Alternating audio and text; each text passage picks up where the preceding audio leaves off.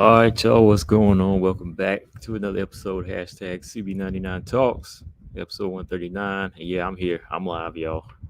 Yeah, I'm just a little behind, but we in the building. All right, what's going on, y'all?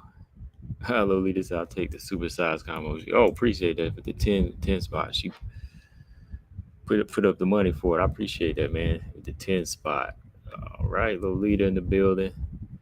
What's going on, man?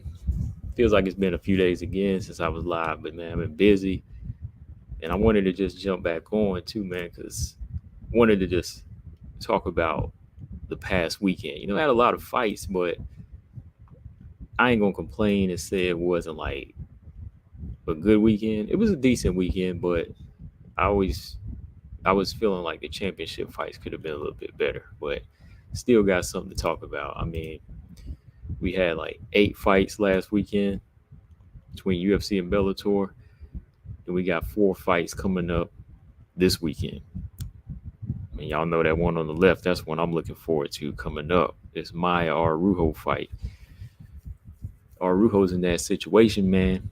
She's in that same situation. It's similar to Montana because she's on a 2 fight losing streak right now. So, hey, you know what that means. You know what that means, y'all. What's up, y'all? Marcus said, let's go. Easy said, let's go.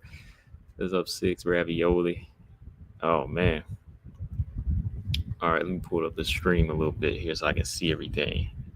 Easy said Maya going to cook. Yeah, Maya's been looking good lately. She's been looking better lately.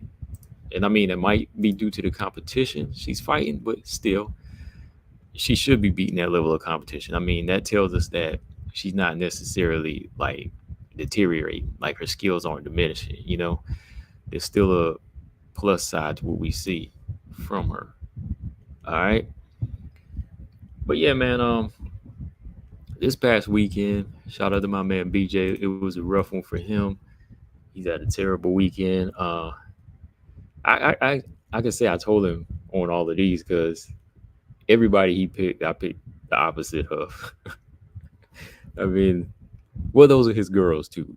Like I said, those are his girls. No matter what this situation is, if they're gonna win or they're gonna lose, he gonna ride with them. So everybody that was on the card Saturday, whether they will lose or win, that's just how it goes, right? I mean, dang man, he has some wow.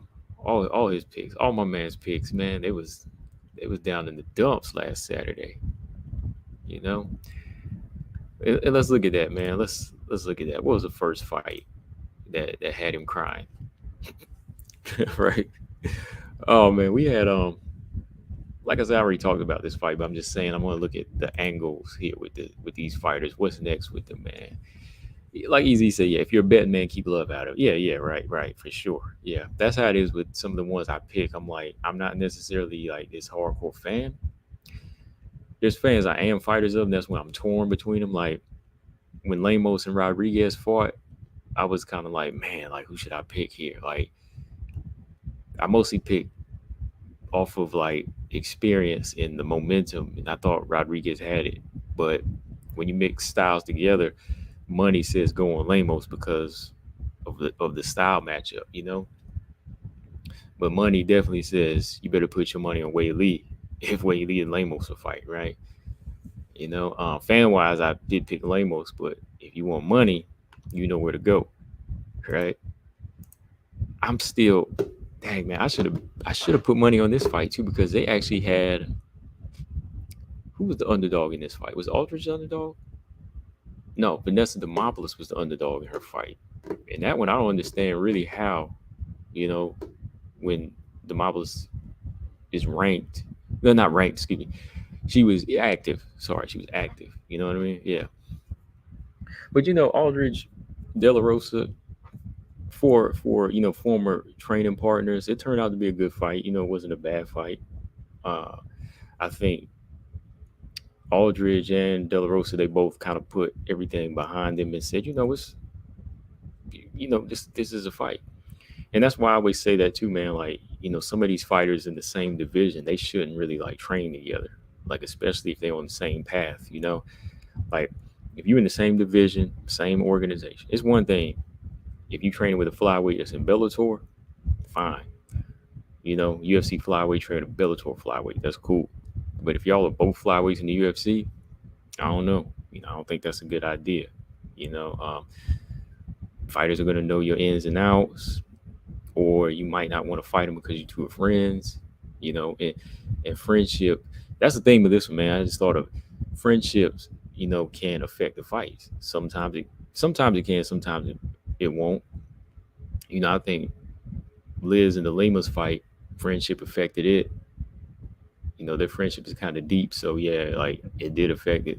I'll talk about it in a minute, but De La Rosa and Aldrich, yeah, I don't think they really like die hard friends or anything. What I mean, like ride or dies like that. They weren't really friends, but they did train together. So um, it wasn't really. It definitely wasn't a good thing for De La Rosa. I think that Aldrich, she came to win. You know what I mean? Like she came to win because she took everything that she studied from Montana into this fight and said, okay, I know exactly what she's going to do, and I'm going to use it against her. Montana, she knew what Aldrich knew about her. So to me, it should have been on Montana to make some changes, make some adjustments throughout this training camp. I'm just saying because Montana knows that some of these fighters are gonna know you at some point, and I try to give her a pass because it was the last. It was a 10-day notice fight. It was a 10-day notice fight for her because she was supposed to fight Edgar. She was supposed to fight what's her name, Agapova. But then last minute, Aldrich steps in, so she's probably like, "Oh man, I didn't know I was gonna fight her." It was a last minute thing for her too. She was probably, "Oh shoot, I didn't know I was gonna be fighting her. This girl knows me, and I know what she knows about me. I know her." And word was, that the takedown defense of JJ Aldrich was looking solid, and that was one of the weaknesses for Montana. So it kind of made Montana taking that last notice fight against somebody that you already know, uh, kind of put her in a hot spot, you know. But if you really want it, you got to get it. And I won't knock her, man. She tried. Montana did try in this fight. It's just the fact that Aldrich knew every move. Marcus Bell said some people have fell into the trap of betting. Montana used Lipsky as an example for Montana being able to take her down. And Aldrich, she came in this fight. She said, "Yeah, I'll take this fight because I know this fighter, and I can take that. I can take advantage of that. I'm still active. I just fought a couple months ago. Fight didn't last but 2 rounds. I came out clean. So, hey, why not? I'll take it." So she took the fight, and she utilized her skills. And like I said, when I saw Aldrich fighting like a fighter that knew she had nothing to fear, as far as like not having to worry about being taken down. And that's where Montana, to me, kind of failed. She didn't take those chances, and that was better than trying to stand with the superior striker in this fight. She tried, but I didn't think it was going to benefit her to stand all night with JJ. And I know everybody thought some people thought 37 was a little harsh, but like I said, 30-27 doesn't necessarily mean you whoop that person from pillar to post. You know what I mean? Like that person can fight tooth and nail for every round, but still win every round. Like Aldrich had some close moments. The numbers look close, but she clearly won every round. She still won every round to me. But moving forward, it was a good win for Aldrich to come back and get active and stay active. But as far as her approach, I think she's still going to need some dog, man. She's going to need that dog when she steps it up against these other girls, especially going into that top 15. I don't know who she can fight next. Who? Marina Moreau? Not Marina Moreau, but Maverick actually called out Andrea Lee, so maybe they'll make that fight. But JJ Aldrich, I think, shoot, who could she fight? Melissa Gatto or somebody? I don't know. Anybody, any of them names, give her somebody that's going to test her dog. Anybody that's going to test JJ's dog because she's going to need it moving forward. That's the only way you're going to make it in the top 15 at flyweight because all of these girls are killers right now. The top 15, minus a few old heads that, seen better days, the top 15 is looking crazy. Cachoeira, yeah, JJ versus Cachoeira is not a bad fight. That's more like a stay busy fight, I think. I don't think that's really anything to get her sharp or get her ranked, but I could see her winning that fight as long as she don't get clipped. I think she has the skills to control the fight, though. I think she's technically better, but the dog fighters go after, and Cachoeira ain't gonna take her down. So yeah, I think she could box her and outpoint her. That's what I think. Montana, I'm gonna say it again. Montana versus JoJo. That'd be a good fight to kind of make loser leaves town type of situation. Yeah, loser leaves town in the Montana JoJo type of fight. And I say that because I hate to see any of them get hurt at this point because the girls are getting tougher and tougher. The deal with Montana though is not necessarily that she's getting ripped apart. I think she has skills, but they haven't got to a certain level, man. Like they just haven't got to a certain level where she can beat even like low top 15 fighters. Like Jennifer Maia, she might never see the belt. Okay, Jennifer Maia may never hold the belt. She may never hold that strap at any point in her career. At any point in her career. But I think Jennifer Maia, she can still beat a lot of girls in the top 15. I think style-wise, she can still do that. But when you compare it to like Montana, I don't know if she can do that now. Like she's not necessarily like on the downside, but she just never like got to a level to match with some of these other girls. Like it's just what it is. I mean, JoJo, she's more on the downside though, but she has fought top level fighters, but she's lost to a lot. I think that just would be a good test for Montana to see if she can beat somebody like that. Because if she can't beat somebody like JoJo at this point, I think she should be done. But yeah, Miranda, she did call out Andrea Lee. That's interesting. They all trained together before I know. I think it was Montana, Andrea, JJ, and Miranda. So maybe they kind of broke that little pact they had, and maybe she saw JJ take the fight with Montana and said, hey, you know what? Let me fight Andrea Lee. Let's do it. Because she wants to stay busy. So if you got to stay busy, you're gonna have to fight somebody. You're gonna have to fight somebody. Everybody can say Lee should retire. If she loses to Miranda, I want to see that fight. Yeah, if she fights, I want to see that fight. Let's see that fight first. All right. I'm gonna run through some of these. I'm just kind of going through the past weekend because I know I didn't talk about this one, but Kanako Murata and Vanessa Demopoulos. I wanted to see Kanako win because I was, I see her as a promising fighter, but man, like maybe it was the rust. Maybe it was the rust in this fight. I'm not really going to argue with the decision on this. What did y'all think? Some people were saying this thing was a robbery. Again, close fight, not a robbery. Close fights are not robberies to me. I think with the way Demopoulos was fighting, it was like somebody that wanted it, and she was always putting hands on Murata in this fight, whether it was on the bottom or on the feet. I think Murata landed some good shots on the feet, and she did get the better takedowns, and her wrestling actually looked like she was, stronger than Demopoulos, which I was kind of surprised because Demopoulos was kind of big, Kanako was actually controlling her a couple of times, on the ground. But then when she would free up the hands, Demopoulos was landing some good punches off the bat, So I could see it 2-1. That's how I saw it. But I didn't really like go in this fight saying, or come out of this fight saying, oh man, like Murata got robbed. She didn't do a great deal on the feet either. She didn't do a great deal on the feet either. She didn't. She landed a couple good snapping shots on Demopoulos, but never really followed up. and maybe that might just be the rust to me. Let's see. So what did y'all think? What y'all think? Easy said he felt Vanessa won. Oh yeah, Ravioli said Montana needs a coach that's not her husband. Yeah, I agree. And Robot Chicken said DLR needs a gym or to find a new career. I think she definitely need a new gym because that would tell us the tale of where she really is. Like, is it the gym or is it her? If she finds somebody that can build up her confidence, make her uncomfortable, take her to places she ain't never been before in the trenches, and she succeeds and looks better, then yeah, I think that would be what she needs. She kind of needs that reinvention.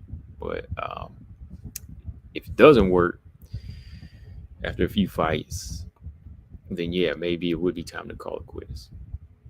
All right, Robot Chicken said my girl Jackie got it done. Jackie, oh Jackie Bonton. I might have missed. Did I miss something? Was there a fight tonight? You talking about the Muay Thai Bonton? I thought Murata won with control and done more. Murata was clearly frustrated. Yeah, I agree, man. She seemed a little frustrated on the feet, like a little tentative too, man. Like I don't know if she was being weary of the right hand, but she had the speed. Maybe it was just octagon rust. Maybe it was just cage rust because Murata had the skills, I think, and the speed to win on the feet. You know, if she would have just kept pumping her jab out and sticking that left hand, she could have been in and out in this fight. Because she made Demopoulos miss a few times on the feet, but it was Murata that initiated the takedown. So I don't know, man. Maybe it was Russ, but yeah, she looked a little frustrated. She did. But yeah, I thought she did enough to win the fight. Demopoulos, I definitely gonna argue with that. Third fight we had was this was a good fight. This was a good fight. I watched it again. I watched it. I missed some of it the first time it came on, but I thought Karolina Kowalkiewicz, she did all right. I thought, she looked like a fighter that wants to fight on and not just take a beating. She wanted to go in there and win, and she utilized some good skills. Good hand speed, good selection. They had a 30-27 again. Like, to me, this is one of them fights where I could have seen it 29-28, but then I look back and seen like the takedowns. Belvita didn't really do much with the takedowns. I thought Karolina actually utilized being on the ground better. So to me, 30-27, I'm not going to argue it again because it wasn't a situation where it was dominant, but Karolina did make do if she landed better with her. She landed better on the feet, and she did better with the ground positions too. So yeah, from here, Easy said give Karolina a ranked opponent. Yeah, I think so, man. With 4 unranked fighters in a row you beat, I think she's done what she needed to do to convince herself and then maybe a few others. So give her, dare I say Michelle Waterson? Maybe not. Michelle Waterson just coming off a hard beating. I'm telling you, man. Like, Carolina maybe no. I know Easy said it the other day. Easy said give her Angela Hill. Angela Hill might not be Angela Hill if she loses to Denise Gomes. If Denise Gomes come out thrashing Angela Hill, she might not be game for Angela Hill at that point. Angela Hill gonna fall out the rankings. So who in the rankings right now she can fight? Tabitha Ricci? Tabitha Ricci fighting Loopy, man. Let me see. What's going on with this rankings, right? What's going on with these rankings? Some about Denise Gomes, though, versus like Loopy style. I think Denise Gomes, dare I say her IQ?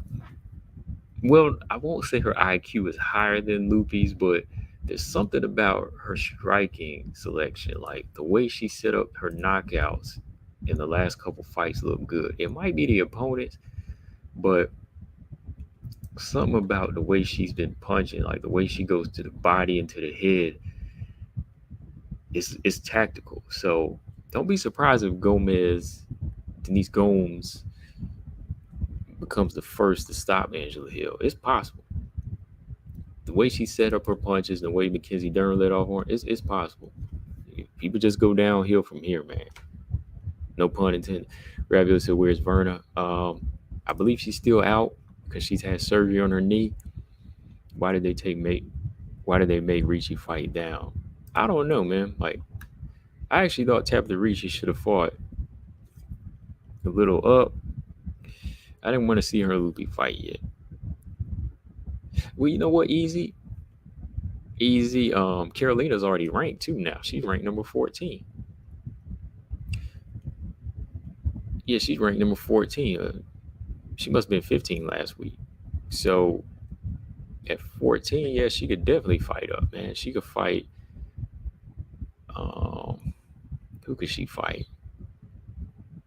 Iba Suana Pinheiro winner, Lupe Ricci winner, or if she feel just like she want to keep fighting on, she can fight somebody else unranked. I don't know. Her and Sam Hughes could fight. I'm just saying. Yeah, that's not bad. I don't know. Lupe versus Ricci kind of reminds me of like how Miranda and Macy fought. Like they shouldn't have made that fight yet. You know, they should have waited till they got up to a little bit higher. Haven't heard anything from the two since their last fight. Oh, is there anyone here from Waterson from that beatdown? She all of a sudden went missing with Lamos. I haven't heard much from Waterson. I mean, I understand why. You know, she did take a beat. You know, it's time to just kind of chill out. Uh, Lamos has been training. Lamos is back in the gym working. Yeah, Lamos is back in the gym working. She's been rolling. I mean, Lamos needs a little bit. I don't know. Like she needs like maybe another boxing coach that's going to get her to move hands a lot better, man. Like that's all I can say with Lamos' situation, man. But yeah, Carolina deserves a ranked opponent. I mean, I could go with that at this point. But let's look at some of this Bellator action, man. The Bellator card, I wasn't like, I would, definitely hype because we had a lot of fights, but overall, I didn't see the championship fights like do it for me like that. They were finishes, but and you know what? We had 4 out of 5 finishes on the women's card. I shouldn't complain, right? Maybe it was the fashion of some of them. Well, we already knew what Chris was going to do to Cat, so I can't knock that fight. But overall, I mean, yeah, we have 4 out of 5 finishes for the women in Bellator. Okay, and just so y'all know, yeah, Marcus, I noticed that there were a few fights missing. Remember the night the fights came on, and I said three. I thought they were going to show them 3 more fights. They show them as post limbs. And I looked up Bellator. I think I've seen it before. Like after the main card, they'll do post limbs, and I'm like, wow, that's crazy. They do prelims and post limbs. I think they only do post limbs when they have like a loaded card and they press for time.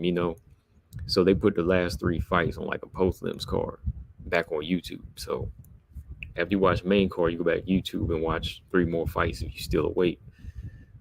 So I looked at the Lorraine Santos fight and Jackie Cataline fight. It was only decision for the women. Not a bad fight. I mean, Jackie Cataline, I expected her to maybe go for more of a knockout, but she went for more of a wrestling approach. I know most people were picking Lorraine Santos because she was 6-1, but she got schooled on the ground, man. Cataline came in and just wrestled her to death for like 3 rounds. Not really a action-packed fight. Like I said, just her taking her to school on the ground. But yeah, that's what they do, man. Post limbs. There's usually like 2 or 3 fights that come on after the main card. Yeah. Jenna Bishop, though, like I said, Jenna Bishop was the one that I was kind of eyeing as far as wanting to see what kind of performance she would put on. And man, she had Ilaria Wani hemmed up like this, man. I'm like, dang, Ioane, boy, she'll come and fight. Laura Yawani, she comes and fights, but sometimes, man, she just be leaving her chin out there too much, or just leaving her whole body out there to be taken down. The girl can hit, and she is explosive. But I said, Jenna Bishop, I got to go with her in this fight. She's got the takedowns, and she's got the ground game. She's got the hands too. So yeah, Jenna Bishop, she came in, made a good, good statement for herself. I know, like I said, she's 37, but I think maybe in a couple more fights, maybe 3 or 4 fights, you'll see her challenging for the Bellator belt. Hopefully she can get there, before time takes its toll on a fighter. Hopefully it don't, because maybe she's just hitting her prime. She's only like 6 or 7-0 right now.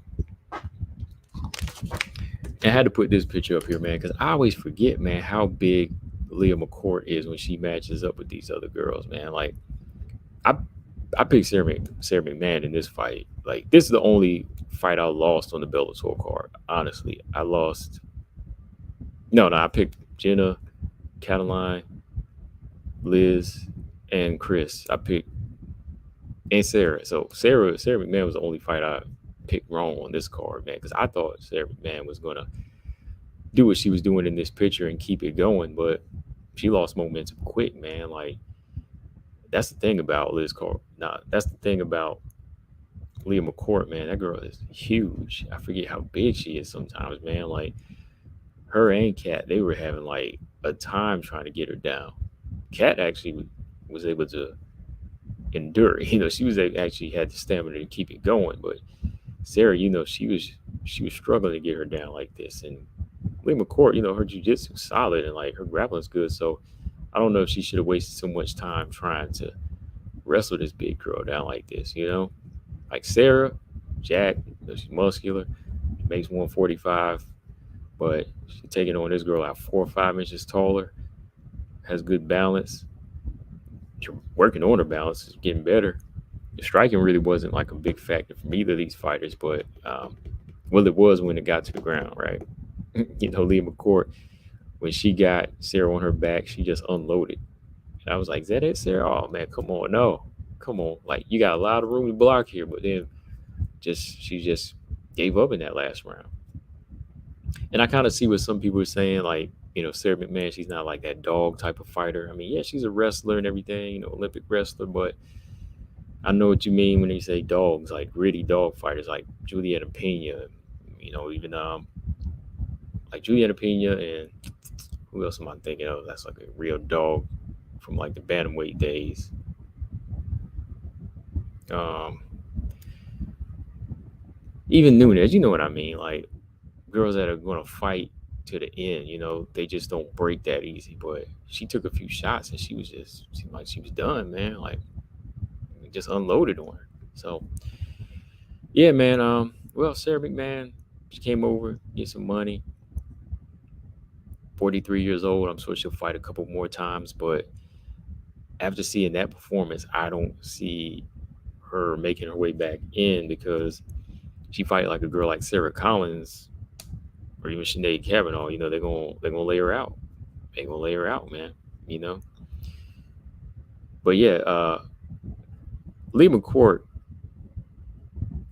The thing I like about her, as far as her growth, is for somebody that tall and long, she does impress me with her balance. Like, these girls try to bully her and smother her, but she knows how to use like that sprawl technique well. Like, I know Megan Anderson is still a few inches taller, but there's something about Leah McCourt where her balance just seems better. Like, she's not too gangly. Like, she doesn't seem too stumbly. Like, she loses her footing easy. Like, that's why I would like to see Leah McCourt step her striking up a little bit more, because she'd be a little bit lighter on her feet. But, or even like, she could be a stationary fighter, put more power on her punches. But yeah, Leah McCourt's not really like a fighter I would say is too gangly and can't keep her balance. Because I mean, Megan's what, like, of course, 2 or 3 inches taller, but when girls try to like rush, when they try to rush Leah McCourt, they they find out that she has great balance and she's too strong for him. Man, she can maneuver, man. Like she was maneuvering Sarah in this fight. Like look at how Sarah was on her back and how heavy Sarah is, but she took that with ease, man. Girl strong. Ravioli said Lee is way stronger than she looked. Yes, she is. She is strong. So I used to kind of criticize Lee McCord a little bit, maybe because of me being a striking fan. I was looking at the striking, but I think as far as her grappling, she's doing what she needs to do. But moving forward, her fighting Chris, I think we all know how that comes out. Her and Chris Cyborg next, I think we all know how that comes out, man. Real quick, Robot said, "Kama, what do you think about USADA stepping away from the UFC? I personally would stop watching fights if they can cheat with no consequence." Yeah, my response to that, Robot Chicken, was the same as Demetrius Johnson. You gonna see a bunch of souped up fighters. What did he say? He's like, you're gonna see a bunch of fighters with superpowers up in there. He said you're gonna see a bunch of fighters with superpowers up in there. He said they're gonna be juiced to the gills, man. They better do something though, man. VADA, already USADA, they better do some of their own testing, man, because fighters will be coming in with big heads, jaw lines.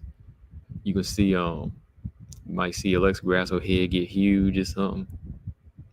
I mean, if they ain't gonna be stopping people, you gonna see Paulo Costa biceps bust in the ring because they start, they're juiced to the max. Who else? You see Juliana Pena with facial hair or something like that. When they get rid of USADA, you can see might see Whaley come in with a goatee now. I'm just playing, I'm just messing, but that's what it looked like. That's what it's looked like. They better get on it, man. They better still look out for this drug. Yeah, because I ain't gonna tune in as much if they're gonna start doing that. Like, if I see a difference in the women too, like women start taking more and more punches than they used to, there's gonna be a problem with that. Like, if their durability's going through the roof, I'm gonna be like, uh-oh. I mean, we already know the game too, though. Like, to me, it's just like the movie business. Like, everybody's probably on some type of drug. Everybody's on some type of drug with the pressure they're under. But that's a different story, right?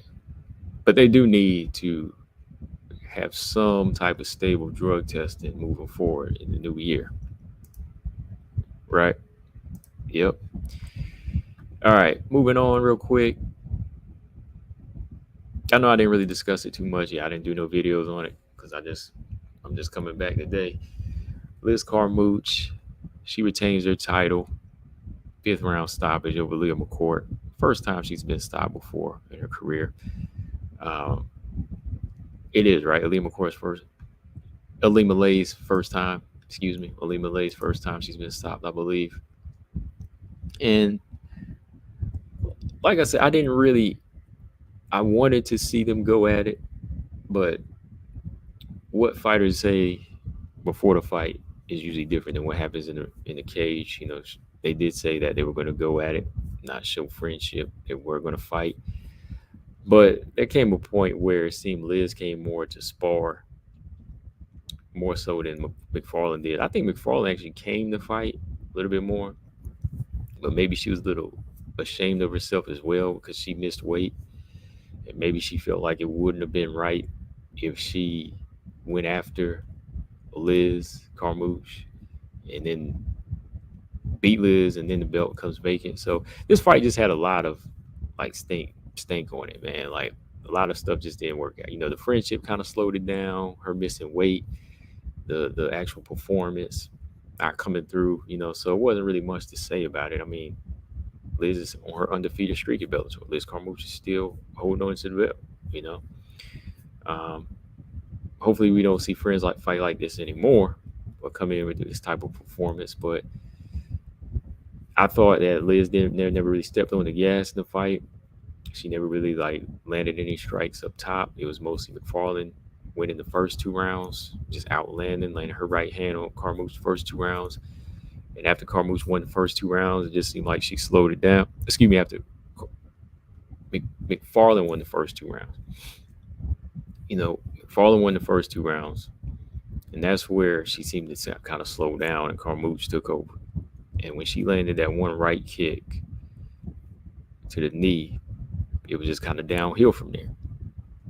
Carmouche just kept landing that kick, round 3, round 4, until she stopped in round 5. And that's pretty much the fight. There's no blow by blow or nothing special that could have happened here. It was just, that's what you saw. It was like a sparring session, like a messed up sparring session when you keep on kicking your opponent's leg over and over and it's hurt. But it was a fight.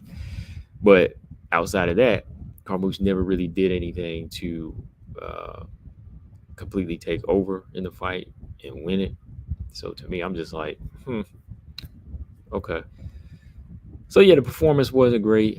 Stoppage. This was the only stoppage I would complain about as far as just lackluster. I think I would have preferred Carmouche stop McFarlane with like a left hook, or maybe rocked her and just kept punching until the ref stopped it. But she was tearing that leg up, man. Like, to me, that little systematic breakdown of the one leg might do more damage for you in your next fight than get knocked out, because damage them legs, man, ACL tear, whatever, you might not be back. I know she's towards the end of her career, but I'm just saying, like, you see fighters go out for a long time. Like Alexa Grasso, she was out a year after she tore her ACL. Macy Barber was out a year after she tore her ACL. Benone was out almost a year when she ruptured her ligament. Casey O'Neill was out over a year when she tore her ACL. So, what Liz maybe thought she was doing was kind of carrying McFarlane and maybe not doing too much damage. But to me, man, she might have saved her friend by maybe just knocking her out, or maybe choking her out, making her tap, versus kicking that leg continuously. That's how I saw it, man. So I don't know, man. Maybe she should have just, if you're gonna make a fight like uneventful like that, or if you're trying to save your friend, just go ahead and get them out of there real quick, or dance around them, do whatever you got to do. But I don't know. Hopefully, McFarlane's leg isn't damaged that bad. Like, even if she is retiring. So Ravioli says, so was that McFarlane's bad leg? That makes it even weirder. Yeah, apparently it was the bad knee. Brian said Lima had already had an injury to that knee. Liz knew it and took advantage once it was hurt, but that didn't happen until round 3. The first 2 rounds, Liz did nothing that looked like fighting. Yeah, McFarlane won the first 2 rounds. Like I said, I gave her the first 2 rounds, and then when she landed that leg kick, that's where she finally started, taking over. So yeah, to me, it was one of them things. Like I said at the beginning, training partners and friends, I guess, are 2 different things. Training partners mean that's just somebody you train with. They might know you, but when you're actually friends, it does affect the performance. Or some people just have to know how to draw the line. We can be friends after. I know that's what I don't always agree with Dana White, but that was something he was saying. Dana White said it. He was like, hey, y'all can be friends after. Y'all can make some money together, fight, and let that be it, especially if y'all in the same division. He might have been talking about Aljamain and what's his name. So, But yeah, from here, I don't know McFarlane. I think maybe she should call it a day, because if she keeps on missing weight too, I mean, maybe she just needs to call it a day. I don't know if she ever get the belt back. Carmouche, I don't know who's next in this division she could fight. Justine Keesh, the winner of Anaba and Keelholtz. We'll see. We already seen what she did at Velasquez. Velasquez got a fight coming up, but even if Velasquez wins, we don't want to see that anymore, right? So yeah, Ravioli said Liz continues to embarrass Bellator. It definitely wasn't a good fight, man. It definitely was not a good fight. That's why I say it's the one stoppage on this card I have to complain about. Like, I enjoyed Jenna Bishop's performance a lot more. Hell, I enjoyed Leah McCourt's finish over Sarah McMahon, because they really went after it. Like this one, it was just kind of like one of those freak accidents where you have to keep on kicking, and somebody says that's enough, no mas, you know. But the fight was what it was at this point. I guess I hold the UFC higher standard. The Grasso Shevchenko rematch blows that out the water, so I'd watch that again over and over to watch that fight. It's bad taste out of my mouth. All right, so Chris destroying Cat. That was my pick. The end. I'm serious. That's what it was. Like I said, I rooted for Cat. I root for underdogs. I rooted for Cat because she made the fight happen. She wanted it, and if she could do it, yeah, that's a storybook. That would be a storybook career ending right there. If she did choose to end it there, or she want to fight on, that still be a big part of her career, right? That's a big highlight. Fought everybody from Ronda Rousey to Amanda Nunes, Chris Cyborg. You come back and beat Chris Cyborg and do something big. A storybook. But it didn't work out that way. Like I said, I wanted to see that, and I talked about things she would need to do, and that's what I do. I talk about things that the fighter needs to do in there. Because I said Cat needs to do this, that doesn't mean I'm picking her. I still had to pick Chris when it came down to. I'm picking the bigger, stronger, well-rounded fighter in this one. And if you can't, my number one thing I say, if you can't get past Chris Cyborg's power, then you are up creep. If you can't get on the inside and get your wrestling going, and you can't smother her attack and spin round after round on the ground where you need to be, then this is what it's going to be, just like every other fight. Yeah, Ravioli said Chris didn't break a sweat. No, not at all, man. I mean, yeah, we all knew she was going to win. But if I want to, get a little creative, and like I said, BJ asked me, I know BJ he felt like the wrestling was going to be this big key. And I'm like, oh, bro, I don't know. Like, for Cat's wrestling to work on Chris, she's got to be able to take her down relentlessly. And her strength has to be on par with Chris Cyborg's. And she's got to be able to neutralize her with a jab or a couple good shots. That's all they had. Those are the things she needs. But if you don't have that, then this is all she wrote. This is all it's going to be. Oh, Six said the Cyborg Cat fight looked like the Alima versus Soccer Mom fight. Oh man, I remember that fight, man. Her Alima fighting the Karen, like the woman that came in the Karen outfit. I was like, wow, I couldn't believe that was a fight, man. Brian said she did all that talking, ended up fight curled up in the fetal position. If you're gonna talk all that trash, you got to take that KO like a G, man. I mean, the striking approach, we knew Cyborg was having better boxing, but to me, I think Cat should have had like more of a tactical game plan with that, as far as how she was gonna set up her takedowns. Like she started with some nice little kicks where she was measuring and like she was out of range, but as soon as she ate a couple power shots, like she was like, I'm done. And I don't know, man, she might be done now for real, man, because there's really nothing else for her. What is Cat and Sarah McMahon going to do? Fight? Maybe fight for a rematch? But yeah, man, that was the whole weekend of fights. It wasn't, like I said, this epic thing, but 4 out of 5 stoppages for the women. I think that was impressive, and there was some good UFC fights for their levels, right? Yeah, poor Cat. Like I said, man, with that whole thing, Chris's whole consoling Cat and everything. That was my thoughts. I said in the video, I ain't gonna go all into it, but I just think that if somebody don't like you, they just ain't never gonna like you. They just ain't never gonna like you. And to me, for Cat, if she really got triggered by those things that Cyborg did, she should have been gearing up, not pouting about it. I would say that, like, if somebody takes something that's yours, you don't pout about it. You better gear up. You better get in there and do what you got to do to get better. But yeah, 8 fights this past weekend, and now we got 4 from the UFC. Let's see what we got. Let me pull up this card, y'all. UFC Fight Night Yosef versus Barbosa. Edson Barbosa's back, y'all. Versus Sodiq. Is it Sadiq Yosef? And the co-main event is Jennifer Maia, Vivian Araujo. That's a good co-main event for this card. All right, let me pull this thing up and we talk about the 4 fights we got on here. Let's see. Boom. First we got, let's move up. 12 fights. Ashley Yoder and Emily Ducote kicking this thing off.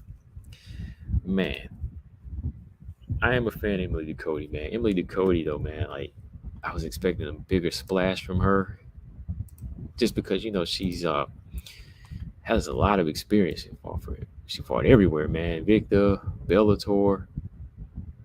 And I mean, maybe that could be like a downside, a lot of wear and tear. She's been fighting since about 8 years in 2015. And she hadn't really like taken a break either. She's always fought. She's always fought just about every year since then. So she stays busy. She stays busy, man. So, over the years, I just looking at what she's been able to acquire and things she's been able to learn. I was like, maybe this girl, she will make it to the top 15. But been kind of a rough start, when you run into some of these veterans that have been there and done that, like Angela Hill and Lupe, fighters like that. They'll kind of wake you up and say, okay, that's what I need to work on. And I think that's where Emily Ducote is right now. Like, she's going in here with another veteran and Ashley Yoder. And I know right off top, some people say it's going to be an easy fight, but not necessarily, man. Like, Ashley Yoder, she 8-8, but that girl ain't never been stopped in her career, man. Ashley Yoder, like, she'll keep on coming, and she's very awkward. So this is kind of I won't say it's a gimme fight, because there's going to be some moments where Emily Ducote is going to have to put in some work, because Ashley Yoder, she's a mover, and she'll try to take you down. If she gets you down, she's very flexible. But I think it should be one Emily Ducote should be able to catch up to Yoder on, put her punches together, get some respect, use those leg kicks, get that work in. But if it goes to the ground, yeah, Ashley Yoder, she's a very flexible, interesting type of fighter there. I'm surprised that Ashley Yoder's still here, though, man. Like, she's 8-8 now. And she is, let's see, 1, 2, 3, 4, 5, 6, 7. Ooh-wee. That girl 3-7, man. Man, Ashley Yoder is 3-7. I did not even know that, man. I might have known that, but I don't think I mentioned that before, man. Oh. Yeah, 3-7. So yeah, this might be it for Ashley Yoder. I think every fight Ashley Yoder is going to be in is going to be that type of chop and block fight. But with Emily Ducote, on her 2 fight losing streak, I don't think this is in for her. But yeah, she's got to show up for this one. She definitely got to show up for this one, man. Just to separate herself from the fighters that are 3-7, to make us say, okay, she regrouped, she's getting better.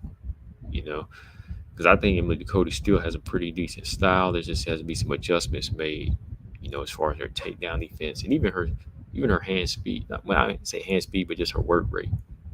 I'm not even really going to pick in these fights, but this is one y'all need to check out. See if you're a fan of Emily Ducote. It's going down, but this bantamweight fight should be interesting. The UFC is slowly trying to rebuild bantamweight. Real quick, Marcus said, breaking, the UFC will be partnering with Drug Free Sport International in the future. Okay. Drug Free International. Okay. Well, they better team up with somebody. Because like Six said, UFC is going to grow fighters like Space Jam. Yeah, man. Tell you, man. Women going to come in with goatees and sideburns, chin straps. Will come in with acne. Come in jacked to the gills. You're going to see more knockouts, or you're going to see more big heads up in there just taking punch after punch. We better get that under control. Get that under control. Okay, yeah, not Bellator, but the UFC is trying to rebuild this bantamweight division here. So let's take a look at this. We got two bantamweight fights, four new prospects that just been signed recently. We got, oh, you know what? Oh, okay, the third fight is actually, but let's pull her up first. I'm gonna jump back to this one. Russian Ronda. Russian Ronda versus Melissa Dixon. Okay. And Russian Ronda is trying to make her way to bantamweight, but she missed weight first fight into the UFC. Right? I know she has a situation going on, so it don't be too hard, right? I guess, right? She had something going on. That's why she missed weight, I believe. Irina Aksleva, aka Russian Ronda's taking on newcomer Melissa Dixon. Russian Ronda's 5-1. Melissa Dixon's 5-0. I looked at a few of Melissa Dixon's fights. You know, she's a tough, scrappy girl that likes to go in there and get them knockouts. She's got some heavy hands. So I think we got an exciting fight, man. Ravioli said, "Who's Melissa Dixon?" She's a newcomer. She's fought a few times for like, um, what is that? What is that organization called? It's like a lower level organization I see like on YouTube. Golden Ticket and Aries FC, and a few Golden Ticket fights on YouTube. But yeah, she's a newcomer. Got a few stoppages, like 3 stoppages out of 5 wins. Uh, Ground and pound style, stand up style. You know, she does a little bit of everything. She's about 5'7". You know, she's just kind of a well rounded fighter. She's from the UK. You know, so I've been looking at her style. And I like her. I like her fight style. This Russian Ronda girl too, man. Like I think she brings an interesting type of energy to the game. You know, she's coming in with this. I don't know. Is it Rush? Is it this?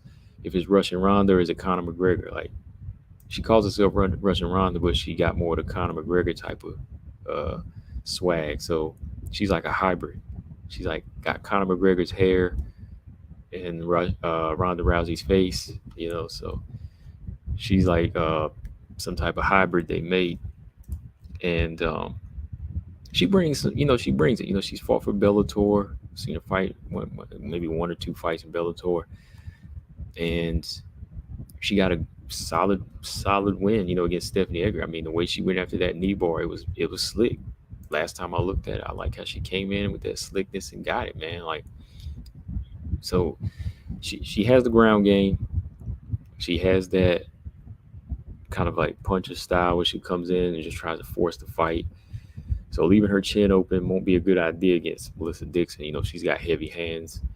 Um, Melissa Dixon actually knocked out one of these girls that the UFC just signed, Daria Zalesnikova. You know, that's another girl I've seen a few fights. You know, she's got some action to her. So, yeah, Bellator, they signed some new girls here that they're hoping can bring some new energy to the 135-pound division. And I think they got some good names. I won't say good names, but they got some good potential here. Like between Russian Ronda, Melissa Dixon, and this young lady, Lisboa, I think they've got some nice, promising fighters. I'll say that. Okay, so Tenara Lisboa, Ravina Oliveira. I meant to watch some Oliveira's fights, but I didn't get a chance to. So I can't tell you anything about her except that she's like 7-1. You know, her losses, like first losses 5 years ago. You know, since then she's going nice little win streak, fighting like little Brazilian organizations. You know, so to see what she offers, you know, we just have to wait and see. You know, we have to wait and see with some of these newcomers. You know, they're gonna bring it, or they're gonna be too green. You don't know.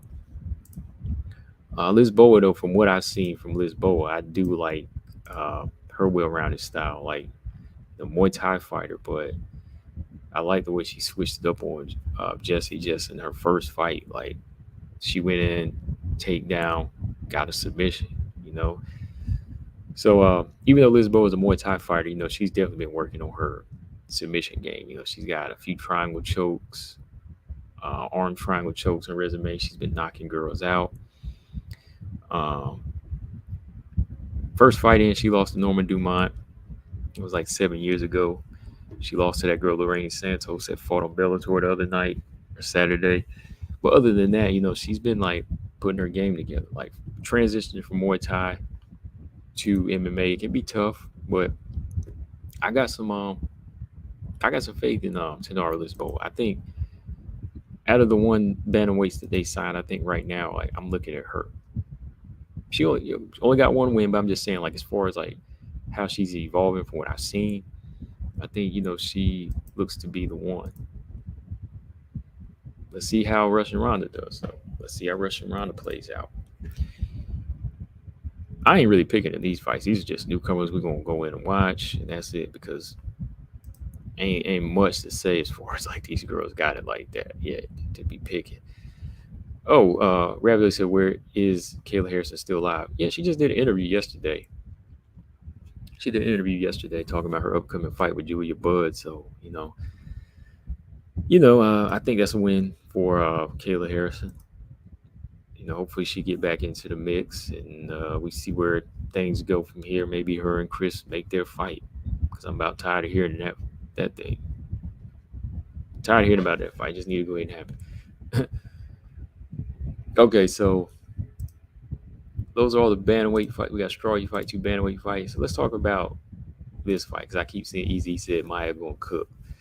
Let's talk about Jennifer Maia and Vivian Araujo, man. Let's talk about this co-main event. Okay, we talked about the newcomers and the prospects. We have said about all we can say about them, but let's talk about these girls right here, Maia and Araujo. Jennifer Maia, I'm a fan of her style.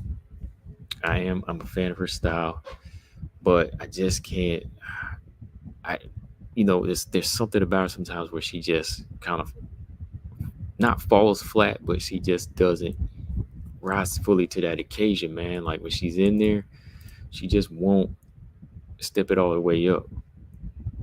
There's still like a lack in there. Like even when I saw that Valentina fight again, I look at it, a Valentina fight, like there were some things in there I think she could have done to win, because she was strong and like Valentina really couldn't hurt her. She could have took full charge in there, and just use that strength. She maybe made some smarter moves with her boxing, but that's where Alexa Grasso, she picked it up, man. She picked it up from there, man. Grasso saw where Jennifer Maia and many other girls failed. She picked it up, but I think Jennifer Maia, like I was saying earlier, she still is a force at 125. She still makes up part of the division that is dangerous, because Jennifer Maia is still a test for these other girls on the come up. And if you can't get by her, then you're not really contender material. Let's put it that way. Jennifer Maia is the fighter that you need to fight to prove that you are contender material. And I think that's what my man BJ was saying, that he wanted to see Erin Blanchfield get to that level and fight her. It would have been a nice test, but she didn't get that fight.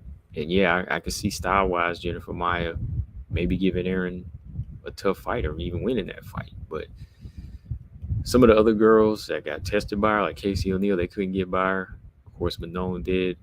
I think that once you can get by that well-rounded style and get by some of the things that she's doing, you prove that, okay, I can surpass this. Her boxing, her strength, her kickboxing, her jiu-jitsu. But that's the thing, Jennifer Maia doesn't really use her jiu-jitsu enough, I believe. Like, the girl's a black belt, but she doesn't use it a lot. Like, she doesn't shoot a lot. She's strong, too, man. Like, when was the last submission she got? JoJo? Like, once she hurt JoJo in that fight, she took it to the ground, man. But since then, like, when she fought Chikagan, she got outpointed in that fight. I believe Chikagan took her down. It was either the first or second fight with Chikagan, but she got taken down in that fight. It's like she's kind of like Andrea Lee in a way, where Jennifer Maia has all these tools, but she just comes up short. She doesn't use them enough. So this is gonna be a fight where she's got to use everything and got to look good. And I believe she can. Arujo, on the other hand, I see Six said he's got Arujo as a dog. He's going with her. Arujo is a dog, man. But she stands at 11-5, and I picked Arujo in a number of her fights, and she has disappointed me. I picked her in her last 4 fights, and she's 1-3. Let me put it that way. Okay, but I still like her. I do. I still like her. I like her action, but I think she can improve. I don't like some of the things she does in there though. Like she's exciting, man, but I don't like some of the things she's doing in there, man. Viviana Arujo, I, I did pick her against Chikagan. Chikagan put them hands on her. Picked her against Andrea Lee. She almost got dropped in the Andrea Lee fight, but she came back and won it. Picked her against Grasso. Boy, did I feel stupid, man. I remember calling that fight like last year with y'all, man. And I was like, oh, man. After the second round, I was like, Arujo about to lose this fight. It was either after the first or the second round. I was like, oh, she about to lose this fight, man. And then Amanda Ebos, I was like, oh, she knocking Amanda Ebos out. And then I was like, you know what? Forget this. I'm not picking Viviana Arujo anymore, man. She is killing me here, man. Just when I think she's going to use that shotgun jab and that power, she fails me. But you know why? Like, you know why? I mean, look at the last few fights. Look at everybody that's beat her in the last 4 fights. How did they beat her? Technique, skill, and the gas tank. Yeah, Ravioli. Viviana relies a lot on athleticism too much. Yeah, she relies on athleticism too much. And it's kind of bad to rely on athleticism when you might have cardio issues. Cardio issues.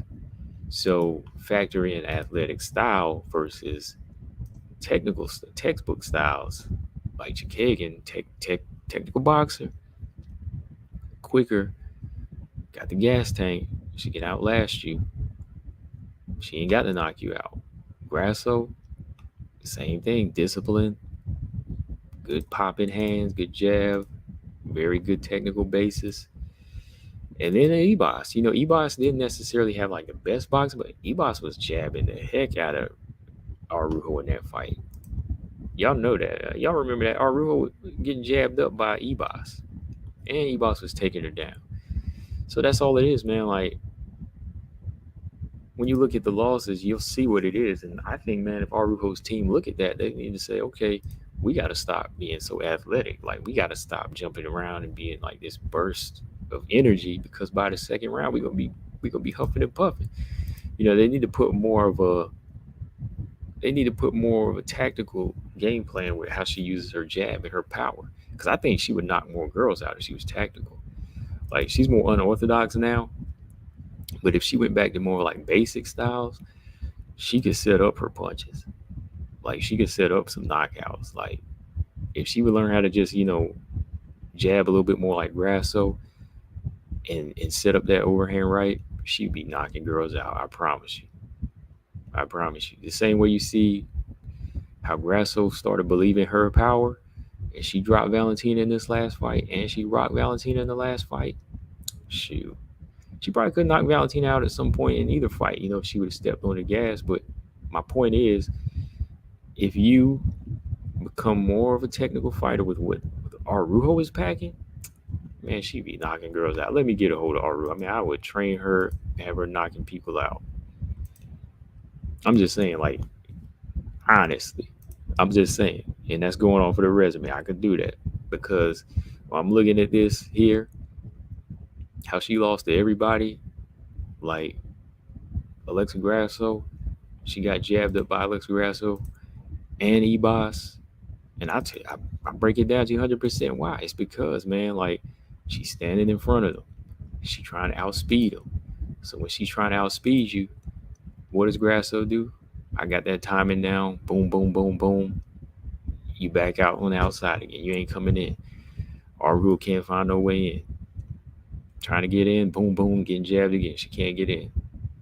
Same with Ebos. Jabbing the heck out. Jabbing. Then Ebos takes her down. So it's like By the time she try to pick it up, she huffing, she puffing, she tired. So I just think that she need more of a technical base, man. She just need more of a technical base, and she'll have it. And she could get there. But man, like time is flying, man. She's already 36 years old too, man. And she been in the UFC 4 years now. 4 years, and she is 3, 4. She's 4-4. She's 4-4. She'll beat that level of fighters like the C's and D's, but A's and B's, no. Maybe even some C's will beat her. So Araujo gotta step on it. Gotta step on it right now, man. Man. Easy said Grasso should have never let Valentina complete that roll. She should have closed this as a clock on the way up. Yeah, she should have. Like when she hit her with the right and she rolled, she should have been ready for uppercut left hook, man. Like she should have been up for uppercut left hook, man. But when she went in for that clinch, she gave her time to recover. But yeah, this fight coming up, man. Araujo is more in a win. She's in a must-win position. 6, how does she do it, man? Because I don't know if she does it. I think Jennifer Maia's got everything she needs to do this. Jennifer Maia right now has been winning after losing 2 in a row to Chikeg and Manome. She beat girls with, I'll say, good striking, okay striking, but she'll step out the box and beat them by using lateral movement and footwork. And I think that's where Maia will be successful against Araujo. She beat Marina Moreau and Casey O'Neill. Those are fighters she should be able to beat, though. Those are fighters she should be able to beat. Those are fighters that need to, Casey O'Neill's a fighter that needs to step up her game when it comes to her defense and so on. So, yeah, I see Maia beating those levels. But this is the fight that's going to tell us if Araujo is on their level now. If Maia goes in here and schools her, maybe even stops her. Shoot. I don't know. I don't think Araujo gets cut off of this, man, but she'll be on a 3-fight losing streak, and she'll be fighting down now.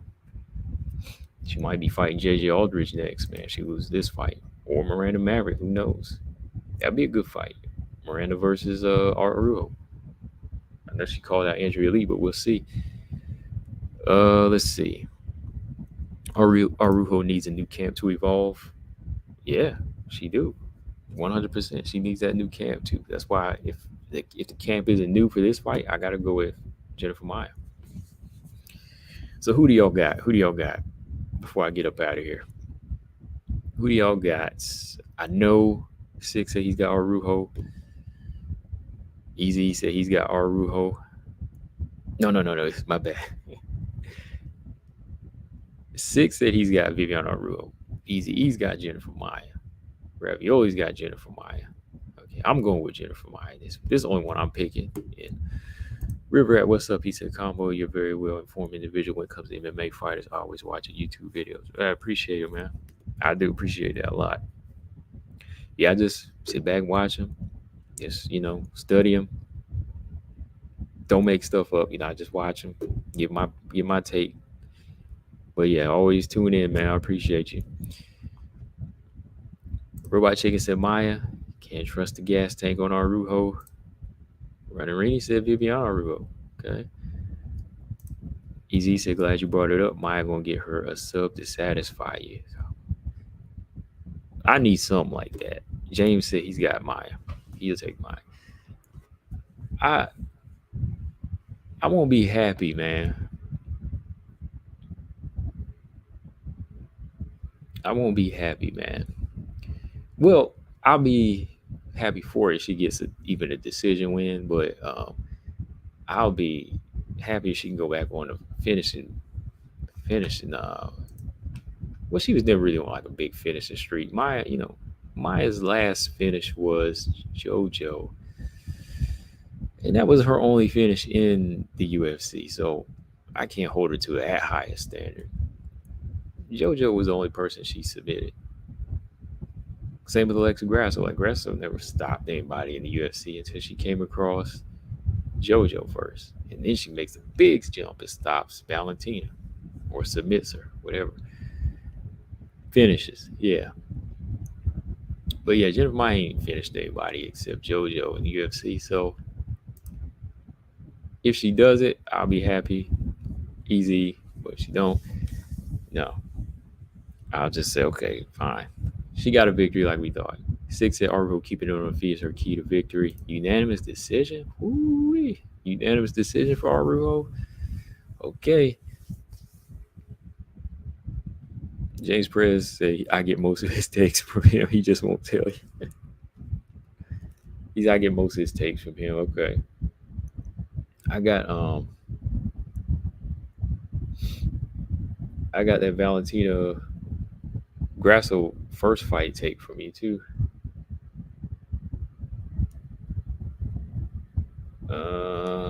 Let me see.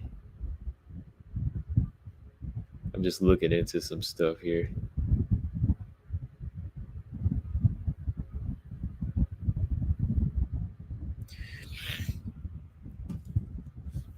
Okay, yeah, I'm gonna go with Jennifer Maia. I put up the poll. Let me see what y'all got on the poll. Let me see what the percentage is so far. Brian said, yeah, he said he had to pick Maia too. Okay. How does Jennifer Maia lose this fight? Like, how does she throw it away? Is it simply by not going to the ground? 88% for Jennifer Maia, 13 for Vivian Araujo. Dang. Easy said he won 3 off of that Grasso that night. I had a feeling. Yeah, I was upset too, man. I could have won 4.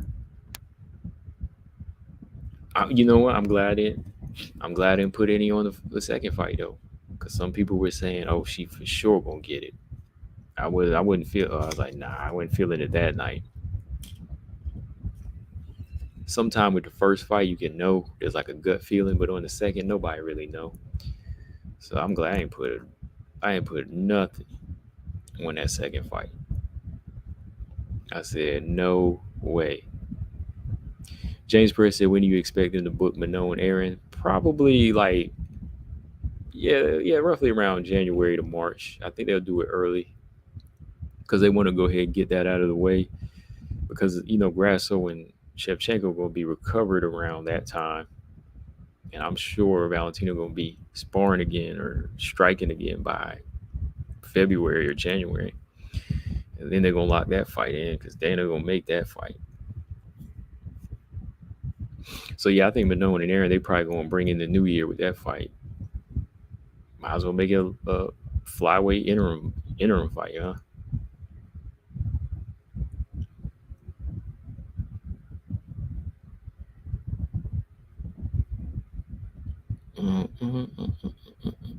Yeah, but that's about it, y'all. A lot of fights going on. We had some good fights this weekend. Brian said, I'm rarely seeing when I pick with my head. My heart lets me down sometimes, though. There's like this gut feel that you get sometimes where you just know, like, that first fight with Grasso, like, there was something that was telling me, like, the walk, but I was against it. I was like, no, I'm gonna stick out with Valentina. I was like, but part of me was like, Grasso really, really looks ready. There's something about this walk from Grasso. There's something about the walk from Grasso, and I was like, she looks ready. This might be something scary here.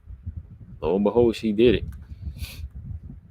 I know that's how I felt when Holly fought Ronda too, man. Like I went in picking Holly home. I was like, I think Holly's gonna win this with style matchup and everything.